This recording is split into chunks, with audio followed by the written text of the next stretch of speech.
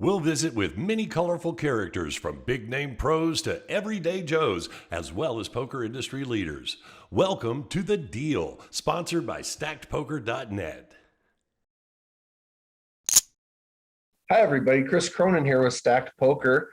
I am very excited for my guest today because it is not the traditional poker player interview that bores a lot of people hearing the same info and the same regurgitated, here's what I did on this hand and that type of stuff.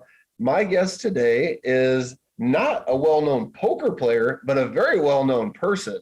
My guest today is Mr. William Hung. Hi, William. Oh, hello.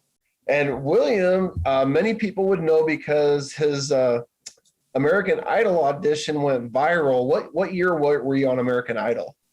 2004. So in 2004, and many people will recall this, and I'm going to add a video a little bit here in a little bit to this podcast, but he did Ricky Martin's She Bangs, and it went viral. It was sensational. Talk to me, tell me your name. You blow me off like it's all the same. You lit it fierce and I'm taking away like a bomb. Yeah, baby. Talk to me, tell me your sign. You switching sides like a Gemini. You playing games and now you're hitting my heart like a drum. Yeah, baby. Well, if Lady Luck gets on my side, we're gonna rout this town alive. I'll let her rough me up till she knocks me out. She walks like she talks and she talks like she walks. She bangs, she bangs. Oh baby, when she moves, she moves. I go crazy cause she looks like a fly, but she stings like a bee. Like every girl in history. She bangs. I think it's one of the first, what do you want to say, like non-great auditions that became very popular. Yes. And it kind of launched you into C-class celebrity status. And tell us a little bit. I'm not even going to get into poker stuff yet. I just want to talk to people and let them catch up with William Hung and what you've been doing for the last decade or so. Well, I'm still doing online entertainment. I do cameos. I make videos for my fans for birthdays, celebrations, things like that. That's actually my main thing. And then on the side, I still play poker. I still do some speaking. I'm learning how to trade and invest like a pro for stocks and options. Nice. You'd probably be playing all the main event $10,000 buy-ins every single turn. Not quite, man. Because even though like financially I can afford it, I don't think that's the smartest way to gamble your money. I agree. All right. I agree. If I can play a main event, that's great. But I want to be able to make sure that it's something I want to invest in. Right. So I did a little bit of research before we talked. First of all, shout out to my regional reporter in the Northeast, Tina Stafford. Tina actually put us in touch with each other. She thought you'd be a cool interview, and I agreed with her. So I did a little research, and I know a lot of your early stuff said singer-actor. Have you have you done any acting on stuff that we would have seen? I did only like one movie, major movie in Hong Kong. It's called Where is Mama's Boy? I played the son. Oh, nice. I didn't even know that one. Yeah. And then, I know you made a lot of appearances and traveled a lot doing the She Bangs. And where all did that take you? Tell us about the journey after Idol. Well, I get to travel and meet all kinds of cool people around the world.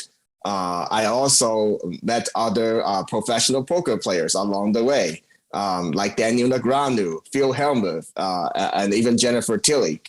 Nice. Very cool. I saw she's in Canada doing some type of Chucky television series now. So I just saw it on Twitter the other day. So motivational speaker, that was another one of your credits. Where were you doing most of your motivational speaker engagements? I'm doing it typically at different business conferences, big and small, around the world. And what's your main focus when you're speaking at those conferences? I tell people that I believe everyone has a right to try something new without being judged or ridiculed. Very nice. That's a good message to send to everyone. Yeah, you're just a cool person. I have a friend that's a lot like you that kind of dipped his toes into several different things, but he always seems to come back to poker all the time too. Now, a lot of people aren't going to realize that you're a poker player. So I looked on Hendon Mob. I said, well, what's his tournament stats? He really didn't get into playing a lot of tournaments. I did see probably like $100,000 worth of cashes on Hendon Mob with I think you had a 17,000 was your big score. Yes. Do you play mostly cash games then or local tournaments? Mostly cash games and smaller tournaments. Yes. Okay. What's your favorite game to play? I still like the no limit cash game, the deep stack. I like the 2-5 no limit at the win or the 5-10 at the Bellagio. Those games are always good. Nice. I agree with that. I like both of those spots. Are you living in Vegas now then? Yes. Oh, okay. I thought you were still in LA. So you're in Vegas. Did you used to play a lot when you were in LA? Yes. In fact, I use poker to create the life I want because I remember I was working a day job, like a government job, for over 8 years. And then I felt like, I don't want to be stuck working for the man, but, hiding behind my desk for the rest of my life. So, that I played poker since 2005, but at the time I played it more like a hobby. Right. But about 4 or 5 years ago, I took it very seriously. I studied, using computer software like solvers. I studied websites like Crush Life Poker, and that really helped my game. That good couple shout outs there. Crush Live Poker is a good one. Yeah. Yeah. If you guys are watching, don't forget to advertise with me. I'm just kidding. I not intentional, but that's really how I it was able to achieve my own way of success. Nice, and then that allows you to travel and do all the other things that you want to do. Right. Do you? Where are your favorite places to play? L.A., Vegas, or anywhere really? Well, I tell you, I like winning the Bellagio right now. I miss playing at Hustler Casino. Let's see what else. Oh, Hollywood Park, Hawaiian Gardens. I grinded those casinos and before I made it, as a pro. So yeah, that's what I played the 5-5, the 5-10 games until I got there. And then now I definitely want to try some of the other card rooms around the country. The number one on my wish list is Texas Card House. Yeah, Texas is so crazy. If you go to my website and check out a lot of the content on there, there's a vlog I have on there where I made a 5-day trip through Texas and I tried to hit as many card rooms as I possibly could. Just to see them, visit, see how busy they were. Listen, Texas Card House is awesome. Texas Card House Dallas, Texas Card House in Spring, which is like Houston area. And then the Austin one. Yes. I can tell you like the whole layout of Texas because I think I drove, gosh, I don't know how many thousands of miles. I didn't even keep track, but it was 5 days and I literally covered the entire state of Texas. I went everywhere.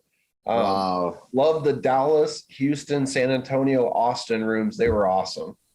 Nice. I definitely got to try that out then. Would you call yourself then a poker pro for like the last 4 to 5 years then? Yeah. I mean, I even though I don't play like all the time, I used to play more, but now I don't have to play as much. Now that I have other things going for me in my favor. Right. But I do consider myself as a poker pro because the way I see it is that every time I play, not only I'm playing for profit, but I consistently study to get an edge on my opponents. So I take the game very seriously. Nice. I'll have to watch you when I'm at your table. Well, one of the best ways for fans or you to take a look at my play is you can look at some of the past best bet live streams from Jacksonville. I did play a couple of times on that. Oh, nice. Yeah, I have some friends down in the Florida area too, so I'll have to check them out. Best Bet Jacksonville. What are your other social media sites, just while I'm thinking of it, that people can follow you? Instagram would be the easiest because I'm most active on that one. William Hung Official. You can also find me on Facebook, Twitter, and LinkedIn. Okay. And I think I'm on all those except LinkedIn. But yeah, that's awesome. I'll have to start following you on Twitter too then. I think I'm already with you on Instagram.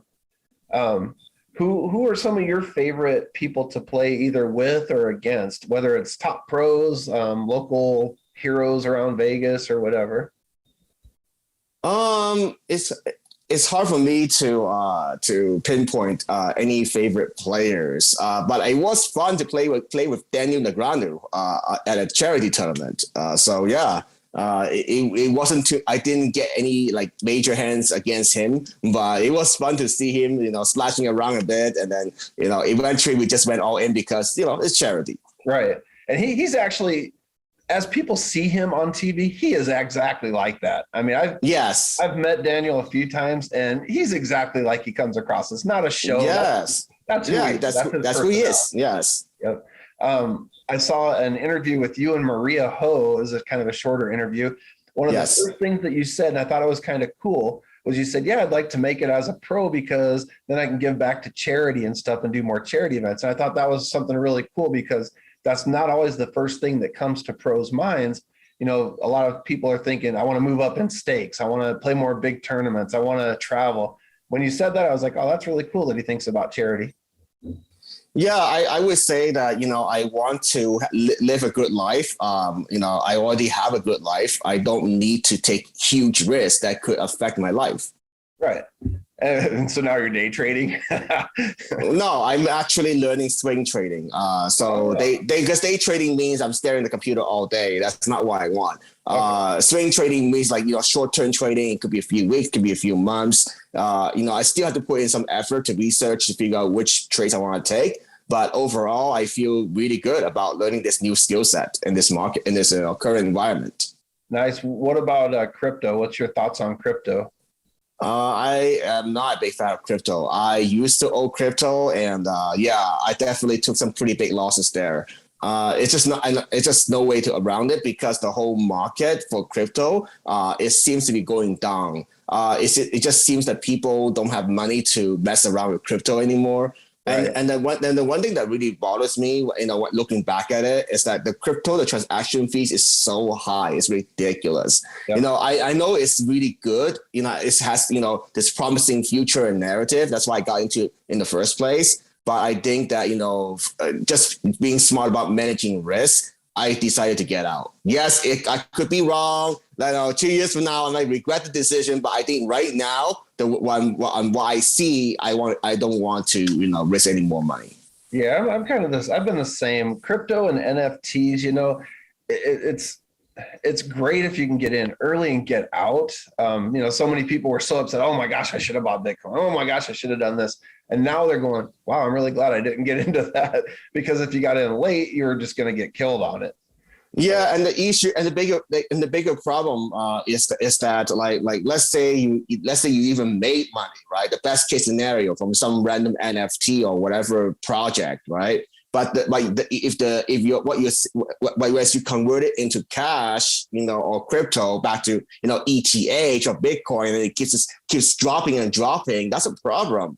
So I just don't think this is a good time, especially with all the fees, like you said. The fees are going to kill you too. Yeah. Favorite places that you've traveled? I was curious about that since you've traveled so much. Back in idle days for poker, for motivational speaking. What are some of your favorite places to go? I love Malaysia, Singapore, Iceland, and Malta. I think those are really cool, unique places. I saw that you went to Iceland. I think that would be a cool place to go to. Yeah, I would love to go back again because it was so beautiful. The only thing was that I was there in the winter. It was really cold, but it was really pretty. The air, you walk outside, it feels like, wow, it's so different from here, in the United States. So it's something I want to experience again. Nice. Now you're from Hong Kong, correct? Yes. When did you move to the US? Were you young? I was 10 years old. 10 years old? Nice. I think that's a great time because did you come with your parents, or did you come over with other relatives? I was only here with my parents, and that was it. Okay. Yeah, I think that's a good age because then you're still learning English and everything when you're young, and you have you have two different languages you can speak, which is awesome. when you talk about poker, where do you see like the next 5 to 10 years? Like, what are some of your goals that you hope to accomplish in poker? Well, I think that poker, I don't see that as my, how to put it. I don't know if that would be my main thing. Because I want to apply a skill set into trading, because trading is something I can scale. I can grow and scale, and I can retire before age 50 very easily. I think that's the path I want to spend more time on. But poker, I still want to play. A part time for fun, for make a little extra money every month. So I still want to do it. In terms of where I want to go, I'm already doing it. I do put in a lot of time to study like solvers, study live play, like the live streams, the videos. And I could tell you that could be one of the secrets, why I have the edge, because I don't study the high stakes poker because it's a waste of time. People don't play that way, right. in the 2-5 or 5-10 table. Right. So it's more useful to study other similar games. Could be from the lodge, it could be from Best Bet Live. I think those are much more typical games, compared to your real table. So I studied the both the strengths and the weaknesses of the opponents, and I figure out how to beat them. Nice. I think you're onto something there, because I agree with you. Like high stakes poker, and back in the day when they would show like all the top pros playing each other, and you see Juan run some huge bluff. I mean, that stuff just doesn't happen that often in a regular like 5-10 or 2-5 game. You're right. Do you kind of miss? I know you said you played at the Hustler a lot. Do you miss not playing that big game on the Hustler live stream? They have some yeah. I did get invited a couple of times. I eventually, at the different stage of my life when I could, like let's say losing 20 grand is not a big deal to me. At that point, I'm okay playing that on it, Right. But right now, I don't think that's a good decision. So I'm just gonna hold off, continue to improve, and then eventually, when the time is right, I'll play in one of those live streams as well. Yeah, I like your study method though. Study your opponents, and you can actually watch them play live stream. That's a true read on how people will actually play those hands. So yeah. Right. It's even though it's not exactly like you could picture like, oh, this guy is a young Euro kid. That's very similar to that guy I saw right. on the other day. Yeah, true, for sure. Yeah. What would you say are your passions, your top passions today, other than poker? Well, definitely trading and investing. I think the both of them really go together, because investing by definition is that you're holding your money and then you don't move it for like 5 or 10 years. But I think given what I learned, it's just not very smart to approach it that way. It's better to be flexible instead of being a sitting duck. I keep seeing red at my portfolio and then I realize, okay, you know what? I need to do something about this, because I have a choice, right? I have a choice of being the victim and say, oh my God, another red day. What happened? What can I do? What did I do wrong to deserve this, right? I have this thing that's bothered me for the last 2 or 3 months, or whatever time frame you could put it. But I think when I take a step back, I realize, you know what? I can take control of this. I can educate myself and get better. That seems to be your take on most things in life, that you just teach yourself like what you want to do and improve on it. Yeah, and then I did reach out to find the right a good mentor that's been trading over 20 years in that business. So it's about when you try something new. It's okay to try something new. Everybody, you're not gonna show up with professional training. Just like right. I had no professional training in these things either. But it's about like how you educate yourself, how you approach it. Instead of just saying like, oh, I got lucky, I got unlucky. Yeah, that's I don't believe in that so much. Obviously, there is luck and there's bad luck and good luck, but of course. Yeah, you put yourself in a lot of those situations though. So, and how you deal with that is another factor. So yeah, there is luck involved, but how do you handle that? Yes. And I agree with you on educating yourself. Like poker, get a poker coach. I have several columnists that write for me. A lot of them are poker coaches. So for trading, you did the same thing. You found a mentor to coach you on what you should be doing and things to look for, I'm sure. Yes. So, I think in terms of like another thing that can help the audience, in terms of being efficient with your time, money, and resources, look for like an online course with group coaching component into it. Something that's, about $1,000 range, something that you can easily afford and feel good about it. Right. What advice? I'm going to kind of close with this one because I really enjoyed talking to you. And yeah, I just think you're such a cool guy that you have so many different interests, which is something I like. I see guys sometimes at the casino that are literally there 10 hours a day, 7 days a week. And I'm like, do these guys do anything but play poker? Because I like to do lots of different things. So I like people that are similar to that have other interests. Now, let me close with this. I'm a new player. I'm asking you, hey, William, I want to start playing poker. What advice would you give me? Like, where should I start? What would you tell me? Well, the number one place to start is pre-flop. Most of the money is won or lost by just, most people, including myself, when I first started, play way too many hands. You don't have to play that many hands. You just play good hands and play them well. But playing them well is another art and science, right? That's the next step. But I would say in terms of the very first step, just pick a really good pre-flop chart, from any reputable website. It could be, I'm not saying it has to be Crush Like Poker. It could be Upswing. It could be other, competitors. But it should be, but what I noticed that they are very similar. There are some fundamentals behind that.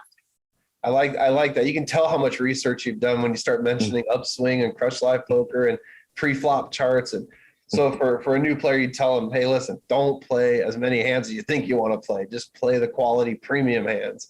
Right. Or play in position also. Yes, exactly. Awesome. Well, what would you want everybody to know about you, about William Hung, and what your plans are? Oh, are you going to play the World Series this summer?